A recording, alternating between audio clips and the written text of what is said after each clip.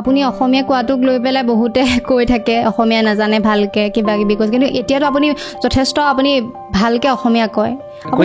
আপুনি মানে গান নালাগে নে খং নুঠে নে কেতিয়াবা কৈ থাকো আপোনাৰ লগত এনেকুৱা হৈছে নেকি আপোনাৰ ধৰি লওক খুব ক্লোজ তেওঁ ৰাজনৈতিকভাৱে জড়িত এজন ব্যক্তি আপোনাক ধোকা দিছে এনেকুৱা হৈছে নে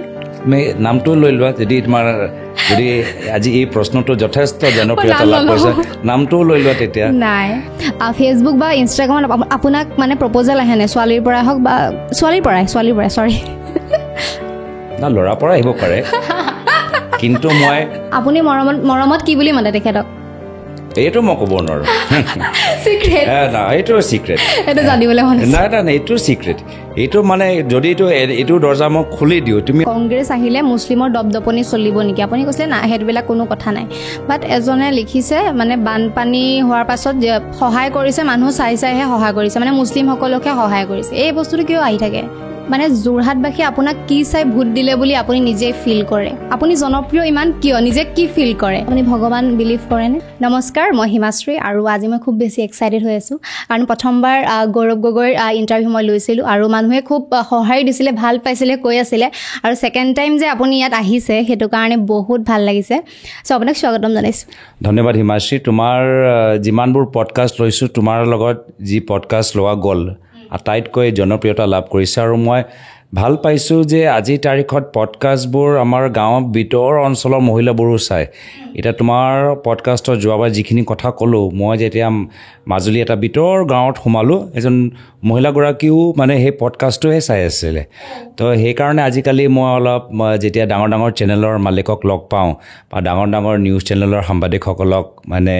দেখা দিওঁ অলপ মই তেখেতক জোকাওঁ যে আজি তোমালোকৰ এই কণ্টেণ্টবোৰ আজিকালি মানুহবোৰ অলপ কম চায় আৰু পডকাষ্টৰ যিখিনি নিউজ ওলায় আজি বয়োজ্যেষ্ঠসকলে হওক নৱপ্ৰজন্মই হওক চহৰৰ ভিতৰতে হওক বা গাঁৱৰ ভিতৰতে হওক সেইখিনি বেছি চায় আৰু সেইকাৰণে এবাৰ বহুত তোমালোকে দেখিছা এবাৰ নিৰ্বাচনত এই ধ্ৰুৱ ৰাঠি এবাৰ বহুত মানে জনপ্ৰিয়তা লাভ কৰিলে চ' সেইটো এটা ইংগিত আৰু মই সেইকাৰণে কৈছোঁ এটা পুৰণা মিডিয়া আছে এইটো হ'ল টিভি চেনেল সেয়া হ'ল প্ৰিণ্ট আৰু এটা নতুন মিডিয়া আমি এই গম পাই আছোঁ য'ত স্পটিফাই আছে ইউটিউব আছে ইনষ্টাগ্ৰাম আছে টিকটক আছে পডকাষ্ট আছে চ' সেইটোও আমি এবাৰ ইলেকশ্যনৰ জৰিয়তে গম পালোঁ যে এটা নতুন ছেকশ্যন অফ মিডিয়া যে ওলাই আহিছে আৰু আমালোকৰ কাৰণে ভাল কথা আপোনাক ছ'চিয়েল মিডিয়াটো বহুত হেল্প কৰিছে এইবাৰ নিৰ্বাচনৰ ক্ষেত্ৰত নিশ্চয় কৰিব আমাৰ যিহেতু ছ'চিয়েল মিডিয়া আজি মানুহৰ এটেনশ্যন স্পেন ইমান কম যে সকলোৱে নিউজ চাব নোৱাৰে আৰু নিউজৰ যেতিয়া টিভি নিউজবোৰ চাই তাত তেতিয়া একেখিনিয়ে মানে তৰ্ক বিতৰ্ক ডিবেট ফৰ্মেটহে হৈ থাকে য'ত 5জন থাকিব এজন নিউট্ৰেল 3জন এক পক্ষত 2জন বিপক্ষত এজন নিউট্ৰেল এম্পায়াৰ হিচাপে থাকে সেইটোৱে ফৰ্মেট কিন্তু ছ'চিয়েল মিডিয়াৰ যোগেদি আমি নিজৰ কথাবোৰ নিজৰ গোটেই এক্সপিৰিয়েঞ্চ আমি ভিডিঅ' যোগেদি জনাওঁ আমি এডিটিং কৰিব পাৰোঁ ৰিলছ কৰিব পাৰোঁ তো আজিৰ তাৰিখত মানুহৰ যি ধৰণৰ এটা এটেনশ্যন স্পেন আজি যে স্ক্ৰল কৰা হেবিট আছে মই ভাবোঁ আজিৰ তাৰিখত মানুহে ছ'চিয়েল মিডিয়া বেছি চাবলৈ আৰম্ভ কৰিছে অলমষ্ট মানে এডিক্ট টাইপহে হ'ব পাৰে এতিয়া মানে কোনোবা ৰাতিপুৱা শুই উঠিলে চব কৰাৰ আগতে নিজৰ ফোনটো চাব তো সেইকাৰণে এটা পজিটিভো আছে নেগেটিভো আছে কিন্তু নিশ্চয় জনপ্ৰিয়তা লাভ কৰিছে আৰু সেইকাৰণে ৰাইজৰ লগত সম্পৰ্ক ৰখাৰ ক্ষেত্ৰত ময়ো ছ'চিয়েল মিডিয়াৰ ওপৰত জোৰ দিছিলোঁ মই এটা কুৱেশ্যন আপোনাক সুধিবলৈ মন গৈছে যেতিয়া আপুনি জিকিছিলে 2-3 মিনিটৰ আগত ৰিজাল্ট ওলোৱাৰ আগত আপোনাৰ সেই ফিলিংছটো কেনেকুৱা আছিলে ভয় খাইছিলে নে বা কেনেকুৱা ধৰণৰ আছিলে কওকচোন অলপমান মানে ৰাজনীতিত যিকোনো সময়ত উল্টা পুল্টা হ'ব পাৰে মানে ৰিজাল্ট একদম মানে যি ভাবিছিলোঁ তাৰ বিপৰীত হ'ব পাৰে আমাৰ ক্ষেত্ৰত কি হৈছিলে যে 9টা বজাত যেতিয়া কাউণ্টিং আৰম্ভ হ'ল আৰম্ভণিতে পোষ্টেল বেলেটৰ কাউণ্টিং হ'ল তাতে আমি লিড পাই গ'লোঁ তাৰপিছত মই প্ৰথম দিনৰ পৰা বা প্ৰথম ছেকেণ্ডৰ পৰা মই লিডত আছিলোঁ তো মোৰ মনত এটাই ভয় সেই লিডটো কেতিয়াবা নাইকিয়া হ'ব নেকি মানে মোৰ ভাল ফেজটো চলি আছে কেতিয়া এটা মোৰ মানে উল্টা হ'ব পাৰে নেকি, মই পিছাব পাৰোঁ নেকি। তো মই 9টা বজাতো শান্তিত নাছিলোঁ, যদিও লিডত, 10টা বজাত লিডত, তেতিয়াও শান্তিত নাই, 12টা বজালৈকে মোৰ লিড চলি আছে, তেতিয়াও মই শান্তিত নাই। তো মই আমি মানে ৰাতিলৈকে মই আনন্দ মানে ল'বলৈ মই টান পাইছিলোঁ, কিন্তু ইমান মই এটা ষ্ট্ৰেছফুল মোৰ সেই দিনটো আছিলে। সেই পিছদিনাই অলপ মই ৰিলেক্স হয় মানে মোৰ বিজয়ৰ বা আমাৰ দলৰ বিজয়ৰ আনন্দ ল'ব পাৰিলোঁ। নহ'লে গোটেই দিনটোৱে যদিও আমি লিডত আছিলোঁ, কিন্তু একদম মানে মেণ্টেল মানে প্ৰেছাৰত আছিলোঁ। এক মুহূৰ্তৰ কাৰণে আপোনাৰ এনেকুৱা লাগিছিলে নেকি যে সপোনহে হৈ আছে, এনেকুৱা ফিল হৈছিলে নেকি বাৰু এটা মুহূৰ্তত? ভয়ত আছিলোঁতো, তো সেইকাৰণে যেতিয়া মোক মনত আছে মোৰ সেই সময়ত মোৰ পৰিবাৰ, মোৰ ল'ৰা ছোৱালী তেওঁলোকে বিদেশত আছিলে। আৰু তাৰপিছত মোক সুধিছিলে যে তুমি জিকিবানে। মোক প্ৰায় 1টা বজাত ফোন কৰিছিলে। তো আমি জানো যে আমি মানে বিজয়ৰ ওচৰত, কিন্তু একদম খটাং যে আমি জিকিম ক'ব নোৱাৰোঁ। তো মোৰ ল'ৰা সৰু, তাক মই সেইটোৱে বুজালোঁ কি যেনেকৈ ফুটবল মেটছত 90 মিনিটছ খেল শেষ হোৱালৈকে 88 মিনিটলৈকে যদি এটা টীম 2-0 আছে, মই সেইটো পজিশ্যনতে 2-0 আপ, কিন্তু 2 মিনিট আছে, মানে যিকোনো বস্তু হ'ব পাৰে আৰু। তো তেনেকুৱা এটা মোৰ সেইটোৱে স্মৃতি মোক মোৰ মনত আছে যে ল'ৰাই সুধিছে আৰু তাক কেনেকৈ বুজাওঁ। মই তেতিয়া ফুটবল খেলটো ইউজ কৰিবলৈ হ'ল উদাহৰণ হিচাপে। আৰু যোৰহাটত আপুনি জিকিলে, সাংসদ হ'ল। চ' এইটো কুৱেশ্যন যে মানে যোৰহাটবাসী আপোনাক কি চাই ভোট দিলে বুলি আপুনি নিজে ফিল কৰে? যোৰহাট মই ভাবোঁ মোক নেদেখি নিজৰ স্বাভিমান মনত পেলাই ভোট দিছে। যোৰহাটৰ ৰাইজে নিজৰ বিবেকেৰে ভোট দিছে। যোৰহাটৰ ৰাইজে অধ্যয়ন কৰি লৈছে সেই সময়ত যে ৰাজনৈতিক পৰিৱেশ, সেই সময়ত যিসকল প্ৰাৰ্থীসকল আছে, সেই সময়ত যি ধৰণৰ প্ৰচাৰ চলি আছিল, যোৰহাটৰ ৰাইজে আগতে চাই লৈছিলে আৰু তাৰপিছত নিজৰ মন ঠিক কৰি তেওঁলোকে এটা সিদ্ধান্ত ল'লে। তো সেইকাৰণে মই এইটো মানে যোৰহাটৰ জয় হিচাপে মই গ্ৰহণ কৰোঁ। আৰু ময়ো দেখিছোঁ বহুত মানুহে নিজৰ ফেচবুক বা ইনষ্টাগ্ৰামত লিখিছে যে আমি দেখাই দিছোঁ যোৰহাট যে আমি এটা বিবেক, যোৰহাট যে এটা আমাৰ এটা বৌদ্ধিক শক্তি আছে, যোৰহাটত আমি যে এটা স্বাভিমানৰ এটা আমাৰ আৱেগ আছে, আমি দেখাই দিছোঁ। তো সেইটো মই অনুভৱ কৰিছোঁ, ইয়াত ক'ৰবাত যোৰহাটৰ স্বাভিমান জড়িত হৈ আছে। নিশ্চয় মোৰ প্ৰতি মানুহৰ মনৰ ভাৱ ভাল, কিন্তু এইটোও ক'ব লাগিব যে নৱপ্ৰজন্মও যথেষ্ট মোৰ পিতৃ প্ৰয়াত তৰুণ গগৈদেৱকো মনত পেলাইছিল। এটা টান তেখেতৰ প্ৰতি যে আছে, সেইটো এইবাৰ মই গম পালোঁ। যিহেতু মই যোৰহাটৰে আৰু মানুহখিনিকতো লগ পাইছোঁ আৰু বেলেগ মানুহৰ পৰা আপোনাৰ কিন্তু বহুত কথা শুনিছোঁ, মানে আপোনাক বহুত ভাল পায় আৰু তেওঁলোকৰ মাজত বহুত আপুনি জনপ্ৰিয়। আপুনি জনপ্ৰিয় ইমান কিয়? নিজে কি ফিল কৰে? মই এইবোৰ চব বেছি নাভাবোঁ, মানে বেছি ভাবিলে অহংকাৰী হৈ যায়। তো সেইকাৰণে এই বেমাৰীটো মোৰ গাত কেতিয়াও নালাগে। সেইটো মই প্ৰত্যেক দিন ভগৱানলৈ মই প্ৰাৰ্থনা কৰোঁ। মই কিয় জনপ্ৰিয় এই কথা লৈ মই নিজৰ সময়টো কিয় ব্যৰ্থ কৰোঁ। ইয়াৰ বিপৰীতে মানুহে যে মোক ইমান মৰম কৰিছে, মই কি কৰিব পাৰোঁ, মই সেয়া লৈ বেছি চিন্তা কৰোঁ। আজি দিনত 24 ঘণ্টা আছে, সপ্তাহত 7 দিন আছে, মাহত 30 দিন আছে। এই গোটেই 30 দিনটো মই ভালকৈ নিজৰ সময়টো ব্যৱহাৰ কৰিব পাৰিছোঁনে নাই পাৰা। এতিয়াই পৰাই ৰাইজে যি আশা কৰিছে, সেই আশাটো ধৰি ৰাখিব পাৰিছোঁ নে নাই পাৰা। নহ'লে কি এতিয়াই পৰাই কিবা বেমাৰী বা ভুল বা অহংকাৰ বা কিবা এটা কঠোৰ ভাষাৰে মই ৰাইজক নিজৰ পৰা আঁতৰি ৰাখিছোঁ নেকি। তো মই সেইবোৰক বেছি চিন্তা কৰিলে অলপ মোৰ ভৰিটো মাটিত থাকে, মই ভৰিটো মাটিত থাকিবলৈ বিচাৰোঁ। সেইকাৰণে জনপ্ৰিয়তা এইবোৰ চব ল'লে মই অলপ মই ভয়ে খাওঁ, মানে এইবোৰ চব কথা বেছি শুনিলে। আৰু এবাৰ হৈছে যে পাৰ্টি চাই নহয়, আপোনাক মানে প্ৰাৰ্থী হিচাপেহে ভোটদান কৰিছে। চ' মানে আপোনাক বিজেপিত থকা হ'লে ধৰি লওক যদি আপুনি AIUDFতো থাকিলেহেঁতেন, তথাপিও মানে গৌৰৱ গগৈক ভোট দিলেহেঁতেন। চ' দলটোক লৈ একো চিন্তা কৰা দেখা নাই মানে এই কথাখিনিক লৈ আপুনি কি ভাবে? ইয়াত দুটা কথা আছে। ইয়াত ৰাইজে ভাবাতকৈ বেছি যে মৰম কৰিছে, সেইকাৰণে ৰাইজৰ নিশ্চয় স্বাভাৱিকভাৱে আশাও বেছি থাকিব। আৰু অসমৰ আমি যদি ইতিহাসত চাওঁ বহুত এনেকুৱা ব্যক্তি সময়ে সময়ে ওলাই আহে যিসকলৰ ওপৰত ৰাইজে যথেষ্ট বিশ্বাস কৰে খুব উঠাই দিয়ে আকৌ তাৰপিছত সেই ব্যক্তিজন সেই ষ্টেণ্ডাৰ্ডটো ৰাখিব নোৱাৰে এটা সময়ত মানে পতন হয় তো এই কথাটো মই এনেধৰণে লওঁ যে ৰাইজে খুব এক্সপেক্ট কৰে আৰু মই ৰাইজক মানে ডিসএপইণ্ট কৰিব নালাগে নিৰাশ কৰিব নালাগে আৰু কি কয় কিবা কাৰণত দলটোক তেওঁলোকে এটা সেকশন হ'ব পাৰে কি আজিও দলটোক ইমান আদৰি লোৱা নাই তো মই নিজৰ দলৰ কথাবোৰ তেওঁলোকৰ ওচৰত আৰু লৈ যাব লাগিব মোৰ দলৰ চিন্তাধাৰা মোৰ দলৰ নেতৃত্বই আমাৰ ৰাহুল ডাঙৰীয়া সদনৰ ভিতৰত যোৱাবাৰ এজ লিডাৰ অফ অপজিশ্যন যিখিনি কথা ক'লে কিয় ক'লে হিন্দু ধৰ্মৰ ওপৰত সেইখিনি কথা কিয় ক'লে লোকতন্ত্ৰৰ ওপৰত সেইখিনি কথা কিয় ক'লে সংবিধানটো আমাৰ কাৰণে এটা গুৰুত্বপূৰ্ণ বিষয় কিয় আছে তো মই আশা কৰোঁ যে ভৱিষ্যত মোৰ ব্যক্তিত্বতকৈ বেছি আমাৰ দলৰ বা মোৰ কাম আমাৰ দলৰ কাম আৰু আমাৰ দলৰ চিন্তাধাৰা আমি ৰাইজৰ মাজত লৈ যাবলৈ সক্ষম হ'ম আৰু প্ৰত্যেক বছৰ যেতিয়া নিৰ্বাচন হয় আমি এটা বস্তু দেখা পাওঁ কমন হয় ইভিএমৰ খুব বিসংগতি দেখা যায় এই বিষয়টোচোন বহুত গুৰুত্বপূৰ্ণ হয় এই বিষয়ে কি ক'ব বিচাৰে আপুনি ইভিএমৰটো হয় এতিয়া প্ৰত্যেক যোৰহাটত বিভিন্ন চেণ্টাৰত কিমান ইভিএম মেচিন বেয়া হ'ল মানুহবোৰ ভোট দিওঁতে 1 ঘণ্টা 2 ঘণ্টা ৰ'বলৈ হ'ল ইভিএম মেচিন কাম কৰা নাই বহুত ঠাইত হৈছে আমি আজি যেতিয়া আমাৰ কাউণ্টিং যিদিনা ৰিজাল্ট ওলালে সেইদিনাও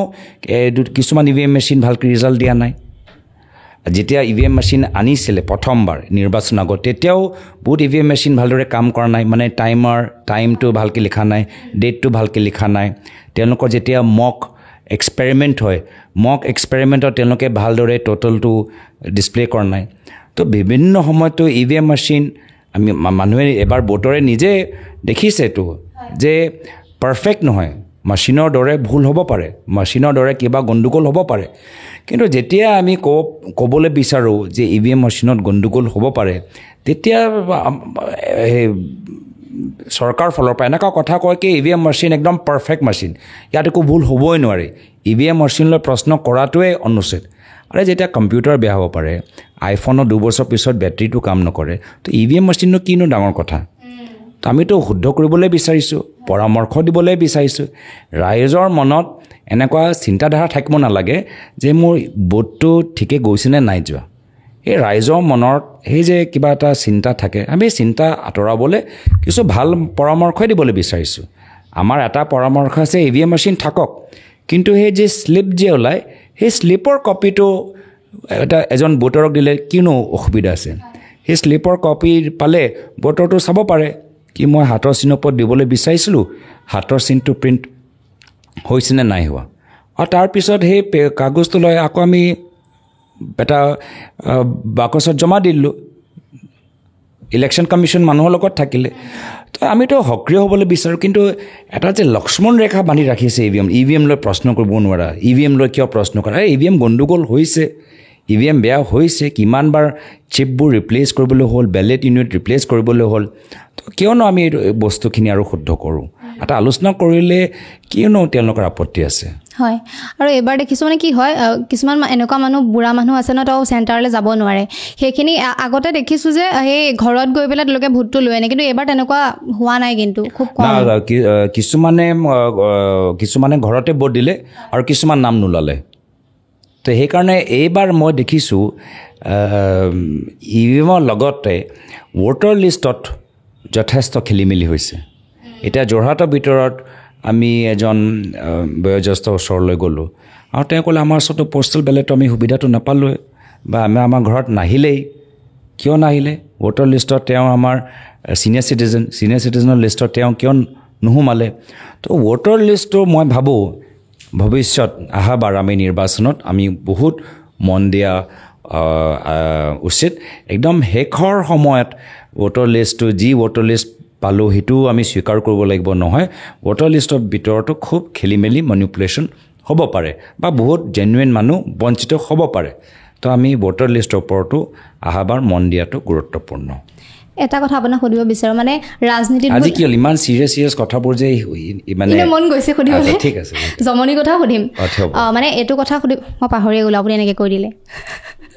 মই কুৱেশ্যন এটা ভাবি আছিলোঁ মই এইটো সুধিব বিচাৰিছিলোঁ মানে ৰাজনীতিত যেতিয়া এজন ৰাজনৈতিক নেতাই সোমায় যেতিয়া কাম কৰে তেতিয়া মানে এনেকুৱা এটা পাকচক্ৰত হেনো সোমাই যায় যে তেওঁ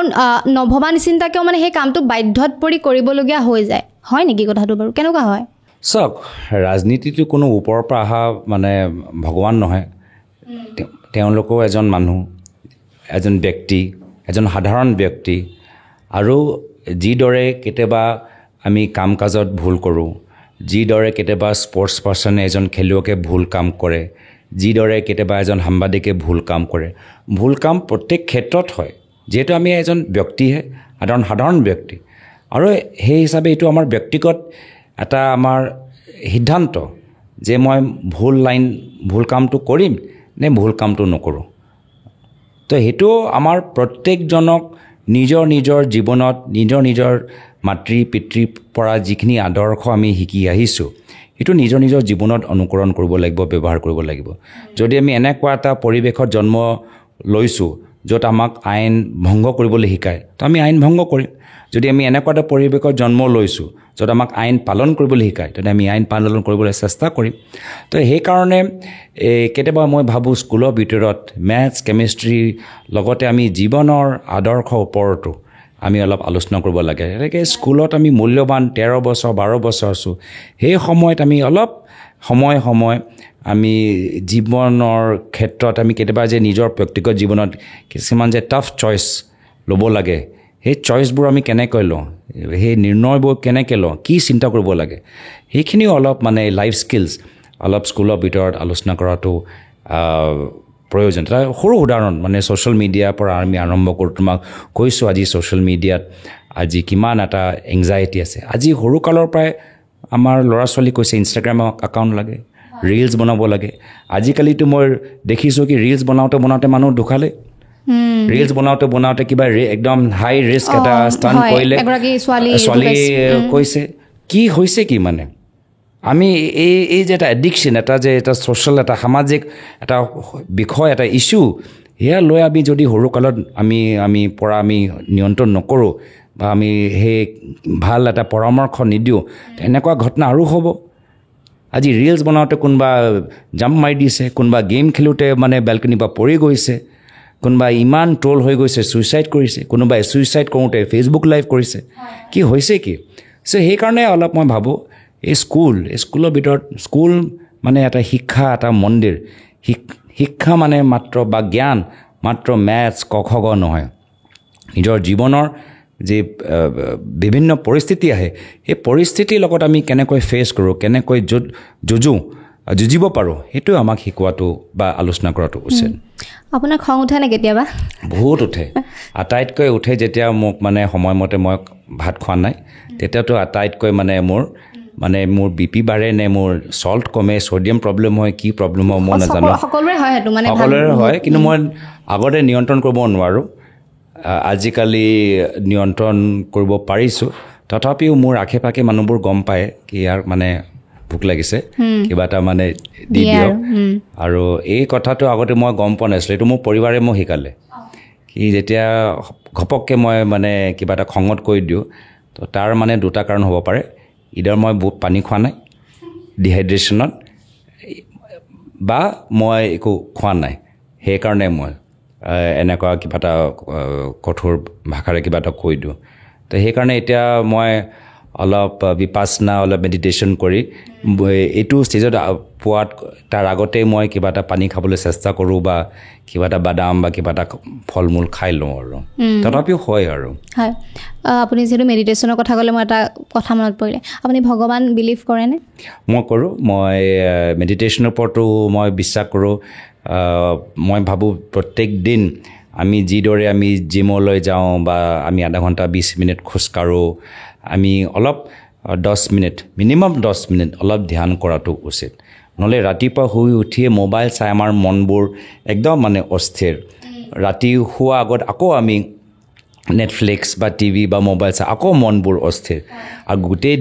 দিনটো যেতিয়া আৰম্ভ কৰোঁ তেতিয়াতো আমি একদম দৌৰি আছোঁ আমি নিজৰ মনটোক শান্ত কেতিয়া ৰাখিব পাৰোঁ শান্ত ৰাখিবলৈ হ'লে সেই 10 মিনিট যিকোনো সময়ত ওলোৱাটো উচিত নহ'লে আমি সদায় অস্থিৰ আমি দৌৰি আছোঁ আৰু সেইকাৰণে আমাক ভোক লাগিছে নাই লগা আমি খংগাল কিয় হৈছোঁ আমি ছাডেন আমি কিয় ব্ৰেকডাউন হৈছোঁ আমি গম নাপাওঁ যিহেতু আমি নিজকে আমি গম পোৱা নাই তো মই ধ্যান ওপৰত যথেষ্ট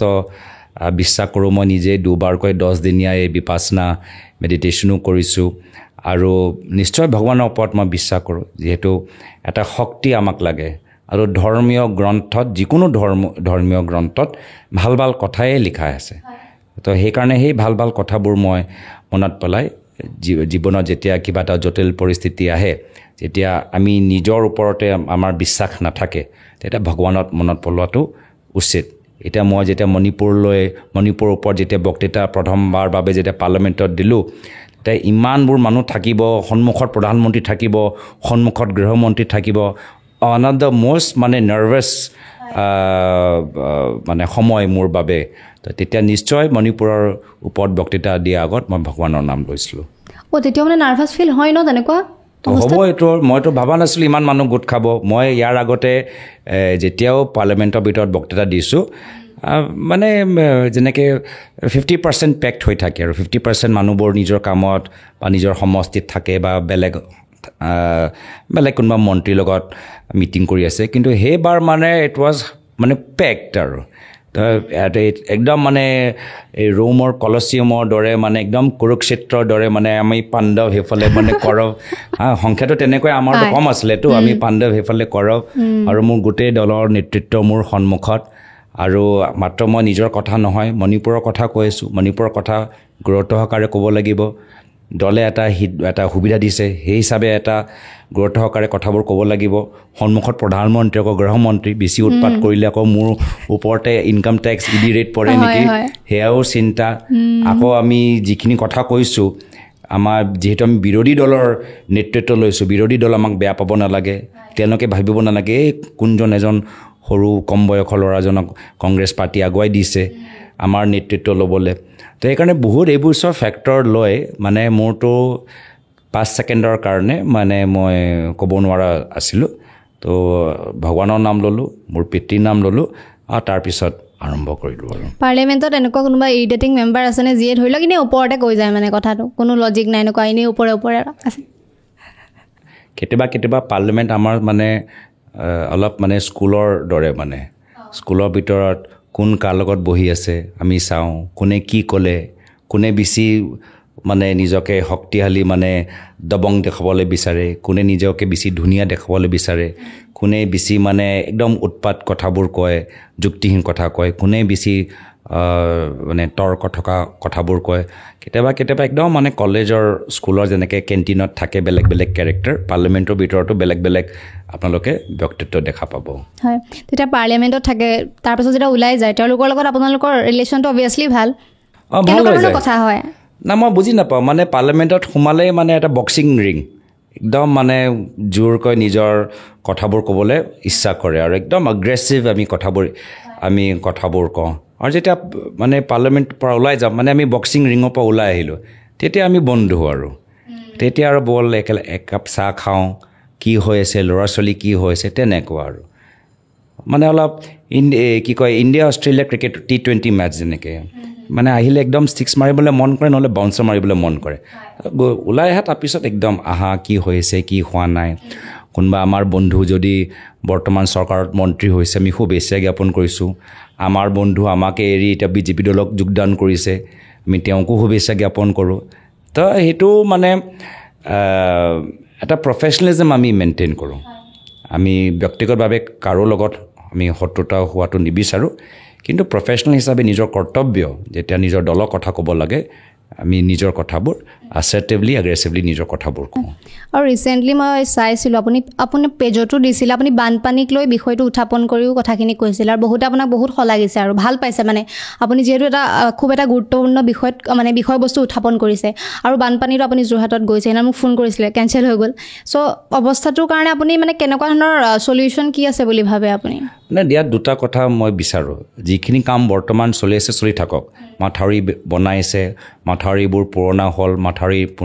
ক'ৰবাত নতুনকৈ নিৰ্মাণ কৰিব লাগে ক'ৰবাত গাইড বান লাগে ক'ৰবাত স্পয়াৰ লাগে ক'ৰবাত মেৰামতি কৰিব লাগে এইখিনি হ'ল এক্সিষ্টিং কাম চলি থাকক ভালদৰে চলক কিন্তু এইখিনি কাম আৰু ভালকৈ চলিবলৈ হ'লে নিশ্চয় আমাক আৰু ফাইনেন্সিয়েল ছাপৰ্ট লাগিব আৰু কেন্দ্ৰ চৰকাৰৰ ওচৰত টকা পইচাটো অভাৱ নাই যদি 1 লাখ কোটি টকা তেওঁলোকে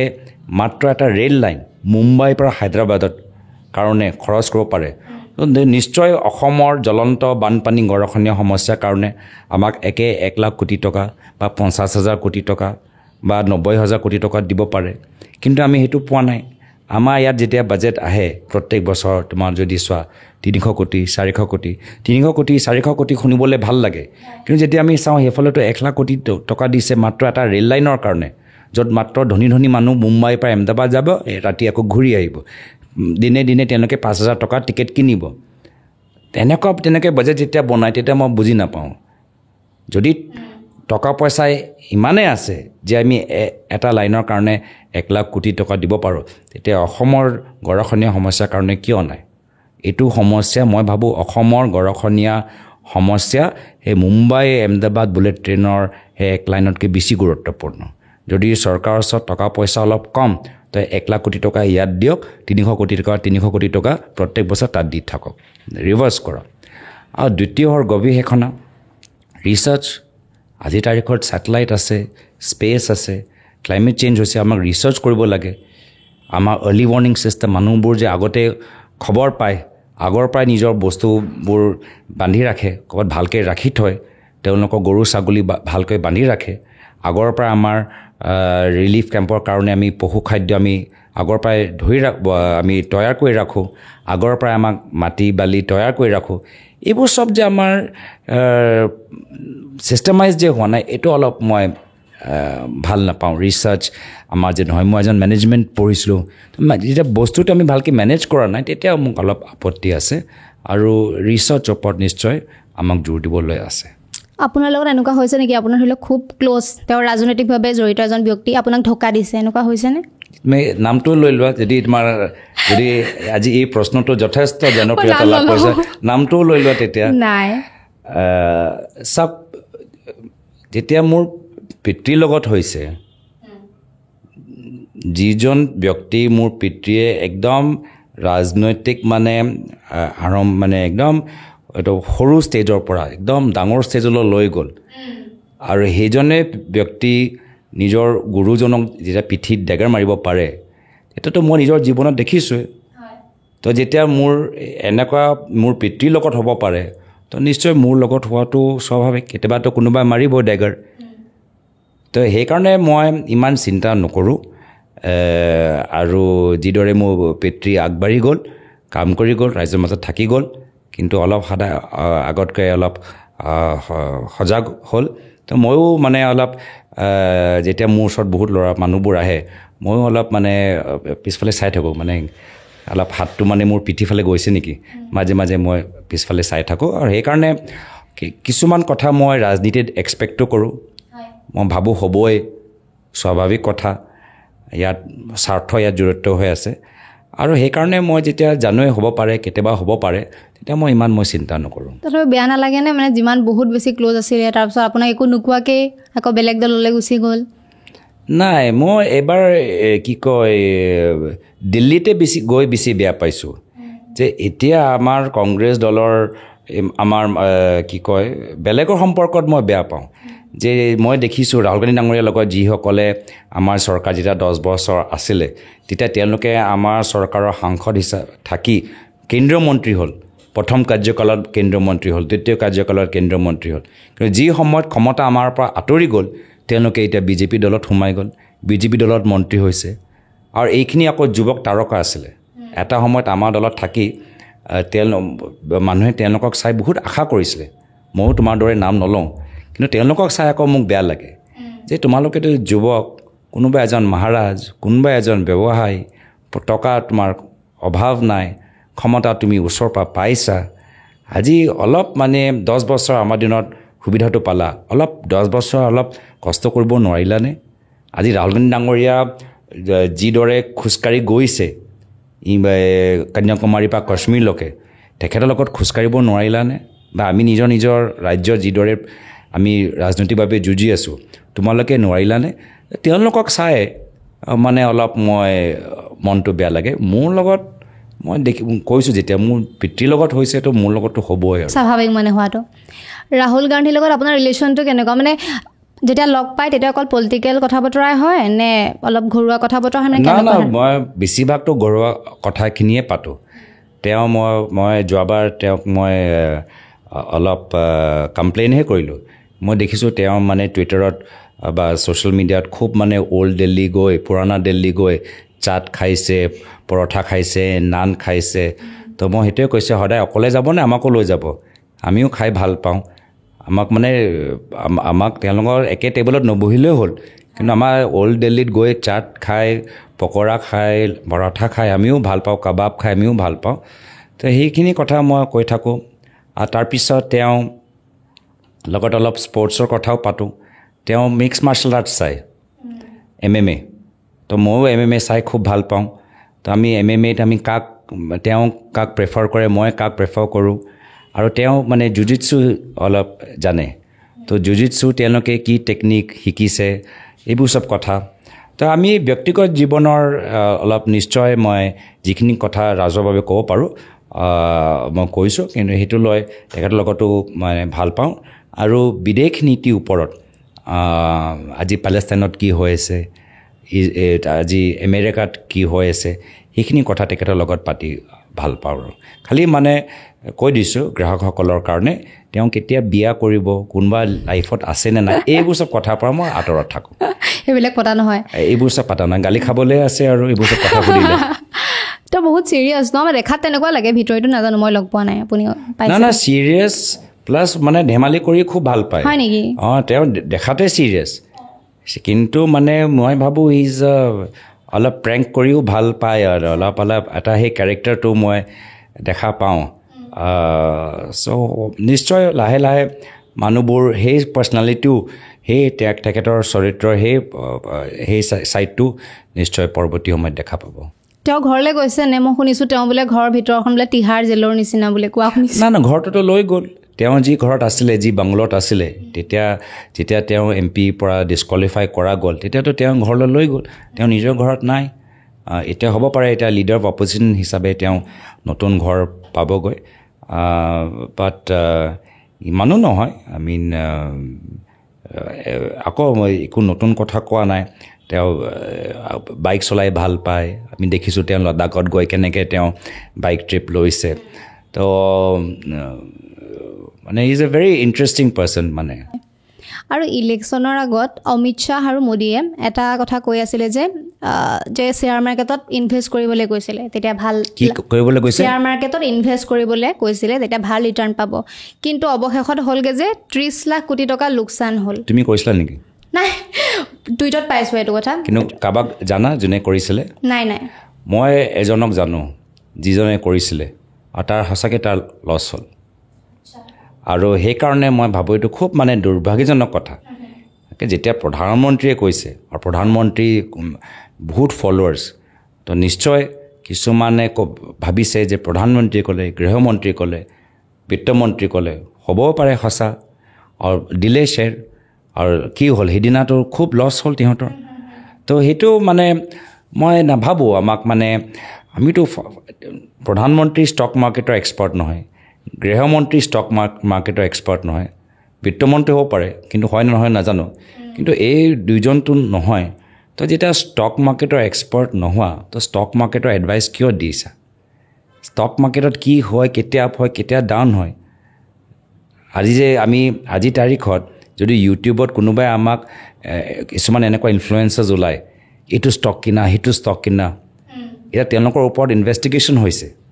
কি তুমি কি আধাৰত তুমি মানুহক কৈছা তোমাৰ কি লাইচেঞ্চ আছে এডভাইচ দিবলৈ তুমি যে মানুহৰ মানে পইচাটো এটা বিশেষ ষ্টকত ইনভেষ্ট কৰিবলৈ কৈছা কি আধাৰত কৈছা এটা বিশেষ ষ্টকত ইনভেষ্ট কৰিবলৈ কৈছা কি আধাৰত কৈছা তেওঁলোকৰ ওপৰত তদন্ত হৈছে তো সেইকাৰণে যিকোনো ব্যক্তি ষ্টক মাৰ্কেটৰ ওপৰত এডভাইচ দিব নোৱাৰে তো এই ক্ষেত্ৰত মই ভাবোঁ কি কাৰণত ইমান তালমেল প্ৰধানমন্ত্ৰী একে কথা ক'লে গৃহমন্ত্ৰী একে কথা ক'লে আকৌ এওঁ একে কথা ক'লে বিত্তমন্ত্ৰী একে কথা ক'লে সেইকাৰণে অলপ সন্দেহজনক মানে কোনোবা এজন ক'লেতো ঠিকে আছিলে তিনিজনে যে একে কথা ক'লে এইটো অলপ সন্দেহ আৰু ৰিচেণ্টলি এটা পাইছোঁ যে সংবিধান হত্যা দিৱস বোলে পালন কৰিব 25 জুন তাৰিখে এই বিষয়টোলৈ আপুনি কি ক'ব চাওক এতিয়া এবাৰ আমি নিৰ্বাচনৰ সময়ত সংবিধানটো এটা খুব গুৰুত্বপূৰ্ণ বিষয় হ'ল খুব চৰ্চিত হ'ল বহুতে ভাবিছিল যে যদি বিজেপি চৰকাৰ সঁচাকৈ 400তকৈ বেছি শাসন পায় তেওঁলোকে সংবিধানত বহুত তেওঁলোকে সলনি কৰিব যি আমাৰ অধিকাৰ উত্তৰ পূৰ্বাঞ্চলৰ আমাৰ অধিকাৰ আমাৰ এজন অনুচিত জনজাতিৰ যে অধিকাৰ সেই অধিকাৰবোৰ সলনি হ'ব তো এয়া লৈ বহুত মানে চৰ্চা হৈছিলে আৰু কিছুমান বিজেপি দলৰ প্ৰাৰ্থীসকল তেওঁলোকে নিজে কৈছিলে কি য়েছ আমাক লাগে 400 পাৰ আমাক লাগে আমি সংবিধান সলনি কৰিবলৈ গৈছোঁ তো এইটো এটা দাগ তেওঁলোকে নিজে নিজৰ ওপৰত আনি ল'লে আৰু এই দাগটো মোহাৰিবলৈ কাৰণে তেওঁলোকৰ যে নিজৰ মানুহবোৰ এনেধৰণৰ কথা কৈছে যে আমি সংবিধান সলনি কৰিম 400 পাৰ হ'লে আমি সংবিধান সলনি কৰিম এই কথাবোৰ ৰাইজৰ মনৰ পৰা আঁতৰাবলৈ এতিয়া মই ভাবিছোঁ তেওঁলোকে এইবোৰ চব ইভেণ্ট পাতিছে এইটো এটা ইভেণ্ট এটা মাৰ্কেটিং ইভেণ্ট মই কৈছোঁ না মই বিজেপিৰ পৰা কি শিকিছোঁ মাৰ্কেটিং এইটো এটা মাৰ্কেটিং কিন্তু এইটো মাৰ্কেটিং মানে কেমোফ্লাজ মাৰ্কেটিং নিজৰ ভুলটো কেমোফ্লাজ কৰিবলৈ এটা ডাঙৰ এটা গ্ৰেণ্ড এটা তেওঁলোকে আনিছে সেই হিচাপে মই গ্ৰহণ কৰোঁ 1975ৰ 25 জুনত যিটো ইন্দিৰা গান্ধীয়ে জৰুৰীকালীন অৱস্থা ঘোষণা কৰিছিলে তাতে বহুত মানুহ জেলতো ভৰাইছিলে বহুত তেনেকুৱা মানে কণ্ডিশ্যন হৈ গৈছিলে সেইটো বেচিছো আনিব বিচাৰিছে মানে ইয়াত আহি পেলাই কংগ্ৰেছক লৈ পেলাই অলপমান আপুনি কি মানে ভাবে এইটো কথা না মূল কথাটো মই কৈছোঁ যে সংবিধানৰ সম্পৰ্কে তেখেতৰ ওপৰত যে মানুহ এটা চিন্তাধাৰা মানে ধাৰণ কৰিবলৈ আৰম্ভ কৰিছিলে গ্ৰহণ কৰিবলৈ আৰম্ভ কৰিছে সেই চিন্তাধাৰা মানুহৰ মনৰ পৰা আঁতৰাবলৈ এই কামটো কৰিছে আৰু কেনেকৈ কৰিব পাৰে ভাবোঁতে ব'লা আমি আজিৰ পৰা কিমান হ'ব কোৱাচোন 75 আমি 2024ত আছোঁ কেলকুলেট কৰিবলৈ টাইম লাগে মানে তুমিও জন্ম হোৱা নাই সেই সময়ত ময়ো হোৱা নাই বহুতেই হোৱা নাই কিন্তু কৰিবলৈ বিচাৰিছে ইমান পিছৰলৈ গৈছে আকৌ পাহৰি গৈছে যে সেই সময়ত কিয় কৰা গৈছিলে সেই সময়ত বহুতে চৰকাৰ মানে অগণতান্ত্ৰিকভাৱে অলোকতান্ত্ৰিকভাৱে পেলাবলৈ আৰ্মি আৰু পুলিচক মটিভেট কৰি আছিলে যে আৰ্মি পুলিচ তুমি চৰকাৰৰ বিৰুদ্ধে মাত মাতা যি অৱস্থা পাকিস্তানত হয় পাকিস্তানত মানে মিলিটাৰী সোমাই যায় মিলিটাৰী ৰুল হৈ যায় য'ত আমি থাইলেণ্ডত আমি দেখা পাওঁ কেতিয়াবা আৰ্মি সোমাই আৰ্মিটো টেক অভাৰ কৰিলে এনেকুৱা এটা পৰিস্থিতি হ'বলৈ গৈ আছিলে যাৰ ফলত তেওঁ সংবিধানত এটা আছে আৰ্টিকল যে এনেকুৱা পৰিস্থিতি হ'লে চৰকাৰে ইমাৰ্জেঞ্চি আনিব পাৰে সংবিধানৰ ভিতৰতে লিখা আছে সংবিধানৰ ভিতৰতহে আৰ্টিকল এটা সুবিধা আছে চৰকাৰক ব্যৱহাৰ কৰা আৰু তাৰপিছত নিৰ্বাচন হ'ল চৰকাৰ গ'ল আকৌ তাৰপিছত নিৰ্বাচন হ'ল আকৌ চৰকাৰ এই একে ইন্দিৰা গান্ধীক স্বাগতম জনালে সেই ইন্দিৰা গান্ধী আৰু সেই কংগ্ৰেছ পৰিয়াল বা কংগ্ৰেছ দলটোক তাৰপিছত কিমানবাৰ ৰাইজে সমৰ্থন জনাই জিকাইছে নিৰ্বাচিত কৰিছে তো ৰাইজটো আগবাঢ়ি গ'ল কিন্তু দুৰ্ভাগ্যজনক কথা প্ৰধানমন্ত্ৰী মোদী ডাঙৰীয়া আৰু গৃহমন্ত্ৰী অমিত শ্বাহ ডাঙৰীয়া আকৌ আজিৰ পৰা 50 বছৰ আগত কিবা এটা আকৌ অপপ্ৰচাৰ মানে ব্যৱহাৰ কৰিবলৈ আৰম্ভ কৰিছে মই এবাৰ নিৰ্বাচনত কৈছিলোঁ যে বিজেপি দল বৰ্তমান প্ৰধানমন্ত্ৰী মোদী ডাঙৰীয়া দুটা অস্ত্ৰ ভয় আৰু অপপ্ৰচাৰ ভয় আৰু ভ্ৰম তেওঁলোকে ভয় খুৱাব নকৰিবা জেললৈ পঠাই দিম এইটো হ'ব মালিকক চিনি পাওঁ নহ'লে অপপ্ৰচাৰ আজি আমাৰ কংগ্ৰেছৰ মিটিঙত আজি ঘাটোৱাৰ ছাৰে কি ক'লে এনেকুৱা ধৰণৰ একো কথা কোৱাই নাই কিন্তু অপপ্ৰচাৰ এইটো তেওঁলোকৰ অস্ত্ৰ কিন্তু তাৰ বিপৰীতে আমাৰ অস্ত্ৰ হ'ল সত্য তথ্য আৰু আমাৰ যি আদৰ্শ যে আমি সকলোকে সামৰিব লাগে, একত্ৰিত কৰিব লাগে। সেয়া আমি নিজৰ সেই আদৰ্শ লৈ ৰাইজৰ মাজত যাম। আৰু মোৰ বিশ্বাস বিশেষকৈ নৱপ্ৰজন্মৰ ওপৰত যে ৰাইজে সঁচা মিছাৰ মাজত সঠিক সিদ্ধান্ত ল'ব। এটা কথা সুধিব বিচাৰোঁ যে আগৰ পডকাষ্টত মই এইটো সুধিছিলোঁ যে মানে কংগ্ৰেছ আহিলে মুছলিমৰ দপদপনি চলিব নেকি? আপুনি কৈছিলে না, সেইবিলাক কোনো কথা নাই। বাট এজনে লিখিছে মানে বানপানী হোৱাৰ পাছত সহায় কৰিছে, মানুহ চাইহে সহায় কৰিছে, মানে মুছলিমসকলকহে সহায় কৰিছে। এই বস্তুটো কিয় আহি থাকে এই বিষয়টো? চাওক, মইতো তথ্য ক'ত আছে এতিয়া? আমিতো যোৰহাটত বানপানী হৈছে, মাহামৰাত বানপানী হৈছে, সোণাৰীত বানপানী হৈছে। আজি যোৰহাটৰ যিদৰে পানী জে বি কলেজত সোমাইছে, তুমি সুধিবা যোৱা 50 বছৰত সোমোৱা নাই।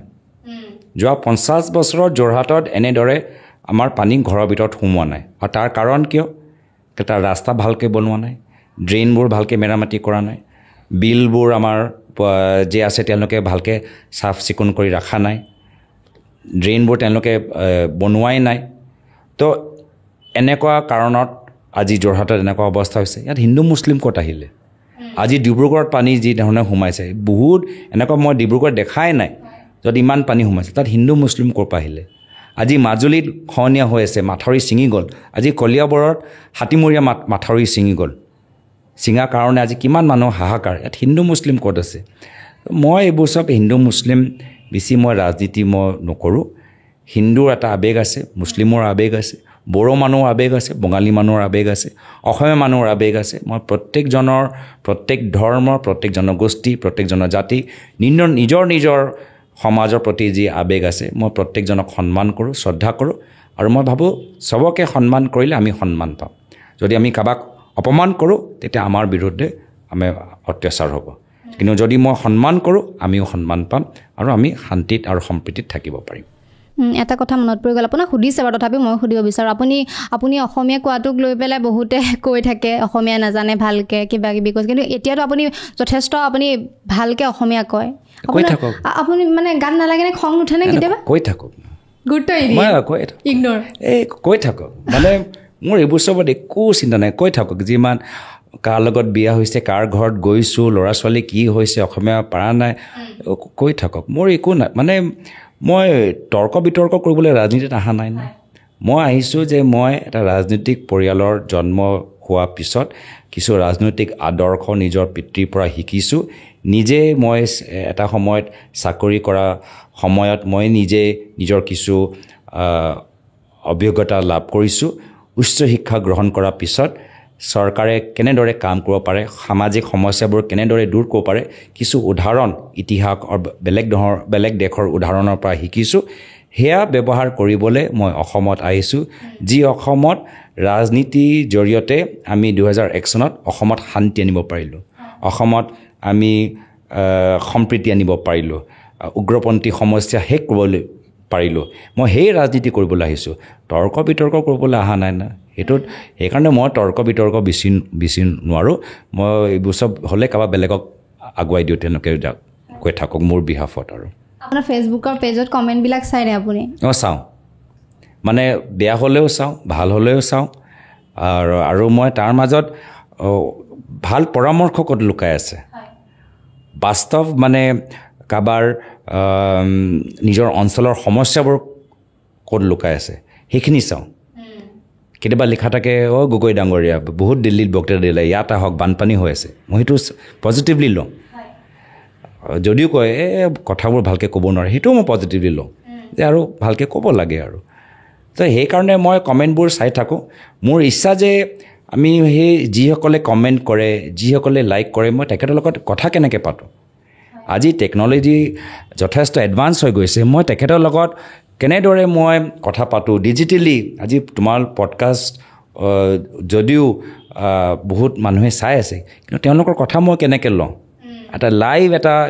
প্লেটফৰ্ম, কি সেই প্লেটফৰ্ম আছে য'ত মই 100 মানুহৰ লগত ইণ্টাৰেক্ট কৰিব পাৰোঁ, মানে তেওঁলোকৰ চেহেৰা চাব পাৰোঁ, তেওঁলোকৰ কথা শুনিব পাৰোঁ। নট অনলি মানে তেওঁলোকৰ কমেণ্ট বা ইনষ্টাগ্ৰাম লাইভ জৰিয়তে মাত্ৰ তেওঁলোকৰ কমেণ্ট নহয়, তেখেতৰ লগত আমি face to face multi platform, আমি অসমৰ আটাইতকৈ বুদ্ধিমান মেধাৱী 100 ছাত্ৰ ছাত্ৰীসকলৰ লগত মই কেনেকৈ আলোচনা কৰিব পাৰোঁ। মই ভাবোঁ অসমৰ 50 গৰাকী আটাইতকৈ ভাল শিল্পীসকলৰ লগত মই কেনেকৈ আলোচনা কৰোঁ টেকন'লজি প্লেটফৰ্মত মই অসমৰ 20গৰাকী যুৱক যুৱতীসকল যে আজি মডেলিং লাইনত সোমাইছে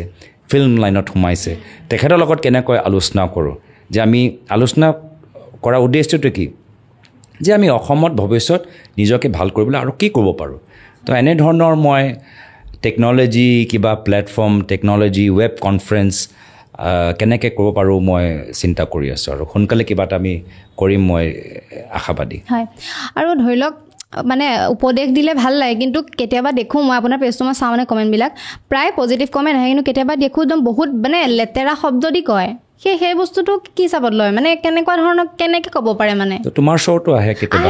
তুমি কি কৰা মানে মোৰ কথাটো বেলেগ কিন্তু আপুনি কি এনে মই জানিবলৈ মই ইগন'ৰ কৰোঁ একে কথা কিন্তু ৰাজনৈতিক নেতা হিচাপে মানে তেনেকৈ ক'ব নোৱাৰে ন মানে বহুত লেতেৰা শব্দ দি কি ফিল না এজন ছোৱালী বিৰোধে লেতেৰা শব্দ কেনেকৈ ব্যৱহাৰ কৰিব পাৰে তো আমি ৰাজনীতি হওক সাংবাদিক হওক আমি সকলোৱে হ'লেও মানুহ আৰু মানুহৰ লগত মানুহৰ দৰে ব্যৱহাৰ কৰিব লাগে আৰু সেইকাৰণে মই ভাবোঁ য'ত ইগন'ৰ কৰিব লাগে আৰু যদি এটা লক্ষ্মণ ৰেখা পাৰ কৰি যায় মোৰ ক্ষেত্ৰত নহয় কিন্তু বিশেষকৈ নাৰীৰ ক্ষেত্ৰত মই ভাবোঁ আমাক ছোৱালীবোৰে FIR দিব লাগে অনলাইন বেছি কষ্ট কৰিব নালাগে থানাত গৈ নহয় এটা অনলাইন প্লেটফৰ্মত সেইটো স্নেপশ্বট লৈ এটা লগে লগে FIR আমাৰ পুলিচ পৰ্টেলত দিব লাগে আৰু পুলিচ আৰু চাইবাৰ চেল সেই স্নেপশ্বটটো চাই সেই আইডিটো চাই কোন সেইজন ব্যক্তি ওলাই লগে লগে সেইজন এক ৰাতি থানাত সোমাব লাগে মই তেতিয়াহে গৈ আজি খুব মানে এইটোও মই ছ'চিয়েল মিডিয়াত আৰু এটা বিষয়টো মই ভাল নাপাওঁ যে এনেধৰণে যে অভদ্ৰ কথাবোৰ মানুহে কয় কিয় কয় তাকে তেওঁলোকে জানে কোনো ধৰিব নোৱাৰে সন্মুখত ক'লেতো কোনোবাই ধৰিব কিন্তু ইয়াত হেণ্ডেলৰ পিছত ফেক ফটো লগাই ফেক আইডি লগাই কোনো ধৰিব সেইকাৰণে বেছি সাহস কৰে সেইকাৰণে কিছুমান কথাবোৰ কয় কিন্তু এইখিনিও কথা যে কাৰোবাক বহুত আঘাত দিব পাৰে সেইটো কথা তেওঁলোকে চিন্তা নকৰে তো সেইকাৰণে মই ভাবোঁ যে আজি ডিজিটেল যুগত পুলিচটো আৰু ডিজিটেলি এডভান্স হ'ব লাগে আৰু এনেধৰণৰ অনলাইন হেৰাছমেণ্ট যে হয় এই হেৰাছাৰ্ছবোৰক আমি কেনেকৈ ধৰিব পাৰোঁ তাৰ কাৰণে এটা ফাষ্ট প্ৰচেছ ওলাব লাগে আৰু এইখিনিলৈকে মানে কেনেকুৱা পালে কমেণ্ট কৰিব আৰু লাইক কৰিব আৰু শ্বেয়াৰ কৰি দিব আৰু এটা কথা সুধিব বিচাৰোঁ বহুত কথা আছিলে কিন্তু সময় নাটনি আপোনাৰ লগত কথা পাতিলে মানে শেষ নহয় ইমাৰো আকৌ থাৰ্ড টাইম মাতিলে আকৌ আহিম হ'ব এইটো সুধিম জমনি কুৱেশ্যন আপুনি খং নকৰিব আপোনাৰ ৱাইফে কেতিয়াবা আপোনাক গালি দিয়েনে তাই গালি দিয়ে কিন্তু গালি দিয়া ষ্টাইলটো অলপ মানে ভাল মানে অলপ মানে মই যেনেকৈ কিবা এটা সৰু বাচ্চাৰ দৰে কিবা এটা ভুল কৰিলোঁ তেনেকুৱা এটা গালি দিয়ে মানে আৰু সেইকাৰণে লগে লগে মই অনুভৱ কৰোঁ কি হয় সঁচাকৈ অলপ বাচ্চাৰ দৰে মই ব্যৱহাৰ কৰিছোঁ মানে যেনেকৈ সৰু ল'ৰা ছোৱালী টেণ্ট্ৰাম এটা দি দিয়ে মোৰ এটা মানে এনে এটা টেণ্ট্ৰাম আৰু মানে আৰু বা কিছুমান কেতিয়াবা ল'ৰা ছোৱালী অলপ এটেনশ্যন বিচাৰৰ কাৰণে কিবা এটা কামবোৰ কৰে তো সেই হিচাপে মোক অলপ মই যে মানে সৰু ল'ৰাৰ দৰে যে ব্যৱহাৰ কৰিছোঁ মোক শিকায় আৰু মই সেইটো মই শিকিবলৈ চেষ্টাও কৰোঁ হয় আপুনি মৰমত কি বুলি মাতে তেখেতক এইটো মই ক'ব নোৱাৰোঁ না এইটো চিক্ৰেট নাই এইটো চিক্ৰেট এইটো মানে যদি এইটো দৰ্জা মই খুলি দিওঁ তুমি আৰু ক'ত আৰু কি প্ৰশ্ন সুধিবা এটা এইটো মোৰ ভয় না এইটো মানে মই ক'ব পাৰোঁ কিন্তু কেলেকে ইয়াত একো তেনেকুৱা নাই কিন্তু এইটো প্ৰশ্নৰ এনেকৈ এইটো প্ৰশ্নৰ লাইনটো খুলি দিলে আকৌ আৰু কি ধৰণৰ প্ৰশ্ন ওলায় এইটোলৈ মই ক'ব নোৱাৰোঁ কিন্তু মানে কি কয় মই সেইটোৱে ভাল পাম যে তাই ঘৰো চম্ভালি আছে বোৱাৰী হিচাপে নিজৰ দায়িত্ব পালন কৰি আছে চাকৰিও কৰি আছে মইতো কেতিয়াবা ভাবোঁ যে মইতো খালি এটা কামহে কৰি আছোঁ ৰাইজৰ মাজত আছোঁ এজন ৰাজনীতিবিদ হিচাপে মই পিতৃ দায়িত্ব যেতিয়া অসমত আছোঁ পিতৃ দায়িত্ব মই পালন কৰিব পৰা নাই পুতেকৰ দায়িত্ব মই পালন কৰিব পৰা নাই চাকৰিহে কৰি আছোঁ তাইতো তিনিটাই কৰি আছে আৰু ঘৰখনো ৰাখি আছে মোৰতো ঘৰখনো মই চম্ভালি ৰখা নাই তো সেইকাৰণে মই এই মাল্টিটাস্কিং কেনেকৈ আমি ক'ব পাৰোঁ আগতে আছিলে পুৰুষে চাকৰি কৰিব মহিলাই ঘৰ চম্ভালিব এতিয়াতো মহিলাটো ঘৰখনো চম্ভালিছে মাতৃৰ দায়িত্ব পালন কৰিছে বোৱাৰীৰ দায়িত্ব পালন কৰিছে আৰু চাকৰি কৰিছে আমি পুৰুষবোৰ একেই আৰু খালি মানে চাকৰি বা চেলেৰি আনিব পাৰোঁ কিন্তু ঘৰখন কেনেকৈ চাফা ৰাখিব লাগে কিবা এটা ফিক্স কেনেকৈ কৰিব লাগে বা সময় কেনেকৈ দিব লাগে সেইখিনি আমি শিকা নাই মানে মহিলা নাৰী শক্তি যথেষ্ট আগবাঢ়ি গৈছে পুৰুষে হৈ আছে সেইকাৰণে মই ভাবোঁ আমাক আধুনিক পুৰুষ হিচাপে বহুতখিনি কথা নিজকে শুদ্ধ কৰা আৰু নিজৰ ভিতৰত সলনি অনাটো প্ৰয়োজন আছে অ'কে আৰু এটা সুধিম আপুনি গালি নিদিব ফেচবুক বা ইনষ্টাগ্ৰামত আপোনাক মানে প্ৰপ'জেল আহেনে ছোৱালীৰ পৰাই হওক বা ছোৱালীৰ পৰাই চৰি না ল'ৰাৰ পৰা আহিব পাৰে কিন্তু মই প্ৰপ'জেল মই চোৱা নাই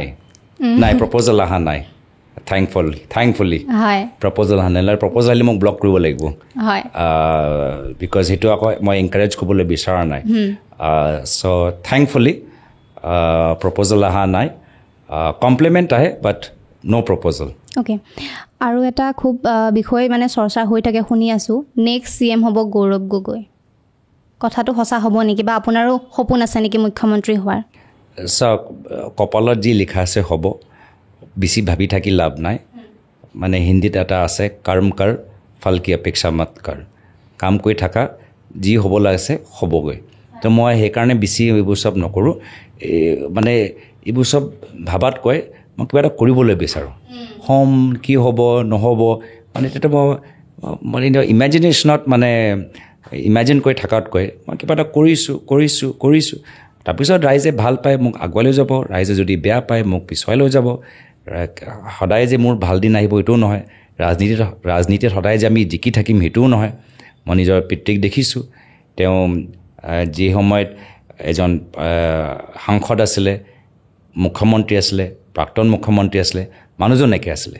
আমি ৰাজনীতিত কিবা হ'বলৈ অহা নাই আমি ৰাজনীতিৰ ৰাইজক সেৱা কৰিবলৈ আহিছোঁ ক্ষমতা থাকিলেও ৰাইজক সেৱা কৰিম ক্ষমতা নাথাকিলেও ৰাইজক সেৱা কৰিম অসমৰ হৈ আমি মাত মাতি যাম অসমৰ হৈ আমি যিমান পাৰোঁ আমি জীৱনত যিকোনো পৰ্যায়ত যি সুবিধা পাওঁ সেই সুবিধাটো যিমান পাৰোঁ আমি 100% অসমত কিবা এটা ভাল প্ৰভাৱ পেলাবলৈ আমি চেষ্টা কৰি যাম হয় লাষ্ট কুৱেশ্যন জীৱনৰ বেয়া লগা মুহূৰ্ত মানে যেতিয়া পিতৃ বিয়োগ নিশ্চয় এইটো হ'বই যিহেতু তেখেতৰ একদম সুস্থ আছিল খুব মানে মানুহৰ মাজত সোমাইছিলে এই ক'ভিডৰ কাৰণে মই ভাবোঁ এনেকুৱা এটা আমি নিজৰ পিতৃক হেৰুৱাবলৈ হ'ল আৰু সেইটো মাত্ৰ মোৰ ক্ষেত্ৰত নহয় ক'ভিডৰ কাৰণে বহুতৰ মানুহৰ আজি নিজৰ ঘৰত ভিতৰত কাৰোবাক হেৰুৱাবলৈ হ'ল তো সেইকাৰণে ক'ভিডে আমাক যথেষ্ট যিসকলে ক'ভিডৰ সময়ত মানে যিসকলে কাৰোবাক হেৰুৱাইছে ক'ভিডে আমাৰ জীৱনত যথেষ্ট এটা ডাঙৰ প্ৰভাৱ পেলাইছে মই ভাবোঁ হয় এঘণ্টা হৈ গ'ল শেষ তুমি মানে লাষ্ট মানে একদম মানে ছেড কুৱেশ্যনটো কিয় শেষ কৰিছে মই বুজি পোৱা নাই আৰু এটা কি মানে পজিটিভলি শেষ কৰিব লাগে না অ'কে আৰুনো কি সুধিম আপোনাক লাষ্ট জমনি কি আছে আপোনাৰ পৰা আপুনি মিমিক্ৰি কৰে নেকি মিমিক্ৰি নকৰোঁ কিন্তু মানে মোৰ ইচ্ছা আছে কিন্তু মই মিমিক্ৰি কৰিব নোৱাৰোঁ মানে এনে ট্ৰাই কৰি চাইছে নেকি কেতিয়াবা নাই মই সৰুকালৰ কি কয় নাই মিমিক্ৰি মই এনজয় কৰোঁ মই চাই এনজয় কৰোঁ আৰু আকৌ ইনষ্টাগ্ৰামত যিখিনি আমাৰ ষ্টেণ্ড আপ কমেডিয়ানছবোৰ যে মিমিক্ৰি কৰে সেই মিমিক্ৰি কোনোবা এজন সাংবাদিকৰ হওক বা কোনোবা এজন ৰাজনীতিবিদৰ হওক মিমিক্ৰি মই এনজয় কৰোঁ সেইকাৰণে চুপতিও মই এনজয় কৰিছোঁ আৰু মিমিক্ৰি মই টেলেণ্ট হিচাপে এনজয় কৰোঁ আৰু এটা কুৱেশ্যন বিগ বছ চাই আপুনি চাইছেনে কেতিয়াবা লাইফত নাই বিগ বছ ধৰে এনেধৰণৰ মানে কি কয় এনেধৰণৰ ৰিয়েলিটি শ্ব' মই ভাল কাজিয়া পেচাল বেছি এইবোৰ চবে মানে এনেই মই ৰাজধৰণৰ মানে কি কয় এনেধৰণৰ ৰিয়েলিটি শ্ব' মই ভাল কাজিয়া পেচাল বেছি এইবোৰ চবে মানে এনেই মই ৰাজনীতিত যথেষ্ট মই কি কয় মানুহৰ আমি সমস্যাবোৰ মাজতে থাকোঁ সেইকাৰণে ৰাতি আমি এনেকুৱা কিছুমান পঢ়িবলৈ বিচাৰোঁ বা এনেকুৱা বস্তু চাবলৈ বিচাৰোঁ যে মনটো অলপ মানে শান্ত লৈ যায় আৰু কিন্তু মানে একশ্যন মুভি চাই খুব ভাল পাওঁ আমাৰ ইদাৰ আমাৰ টম ক্ৰুজৰ মিছন ইম্পচিবল হওক বা ফাষ্ট এণ্ড ফিউৰিয়াছ হওক বা মাৰ্ভেলৰ কিবা এটা হওক এনেকুৱা অলপ চাই ভাল পাওঁ কিন্তু বিগ বছ মানে ৰিয়েলিটি শ্ব'টো সঁচাকৈ মই ক'তো ভাল নাপাওঁ আমি শেষ কৰি দিওঁ তেতিয়াহ'লে বহুত কথা পাতিলোঁ আৰু কথা বহুত আছিলে কিন্তু বহুত টাইম নাই আৰু সঁচাকৈ আপোনাৰ লগত কথা পাতি বহুত ভাল লাগে মানে মানুহজন বহুত কুল হয় আৰু চিধা কথা কয় সেইটো কাৰণে ভাল লাগে হয়নে শান্তনু দা কওক আপুনি সেইটো আৰু আপোনাৰ কেনেকুৱা লাগিলে বাৰু কথা পাতি নহয় মোকতো ভাল লাগিলে সেইকাৰণে মই কৈ দিছোঁ যদিও তুমি মাতা নাই যদি তৃতীয়বাৰ তুমি মোক অফাৰ দিয়া মই আহিম যদিও তুমি অফাৰ দিয়া নাই মই নিজে নিজকে এভেইলেবল কৰি ৰাখিছোঁ তুমি খালি মাত্ৰ ক'লেই হ'ল আৰু ডেটটো আমি ঠিক কৰাৰ পিছত মই আকৌ আহিম ঠিক আছে আৰু কেনেকুৱা লাগিছে আজিৰ এপিছডটো কমেণ্ট কৰিব ভিডিঅ'টো শ্বেয়াৰ কৰিব আৰু যদিহে আমাৰ এপিছডবিলাক চাই ভাল পাই আছে আমাৰ চেনেলটো ছাবস্ক্ৰাইব কৰি দিব